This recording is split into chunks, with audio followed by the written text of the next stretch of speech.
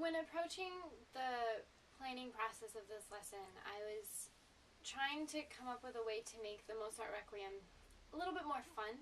and kind of take it a little bit out of context and let them look at it in a new light, which is why I chose to write out the solfege examples from the Mozart Requiem. And the first example is literally just two of the parts at the beginning of a movement, just taken out, rewritten, not in the Mozart context, and I put the tenor over the alto so that it wasn't exactly, soprano, alto, or something like that. And it made it a little bit trickier for them to figure out and also to recognize. And so one of the things that I noticed with this is that a lot of kids didn't even recognize that, it wasn't the soprano part per se, because, it was on top and it was higher instead of the alto line, which was on the bottom, and it was lower. And so they thought that it was soprano and alto, and were really surprised when they found it in the music and saw that it was tenor over alto. And once they realized that it was directly out of the Mozart, they thought it was really cool that they had solfeged it, and they're like, oh, this sounds really cool, I like it. And so it gave them a completely new setting to look at the Requiem in. And the other solfege kind of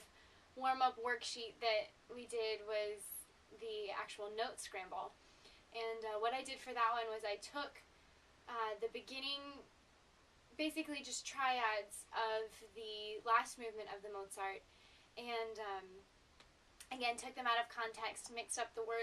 notes a little bit, and so each specific passage was a little bit different, but still definitely recognizable to the music. And I had them solfege that whole thing out, and then afterwards, they had to open up their Mozart and find each example and unscramble the notes so that it matched into the music. And for some kids, it was a lot harder than for others, and I was really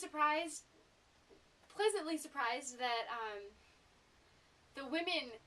were faster at it than the men, which I found kind of interesting because usually it's the other way around with solfege and things like that. But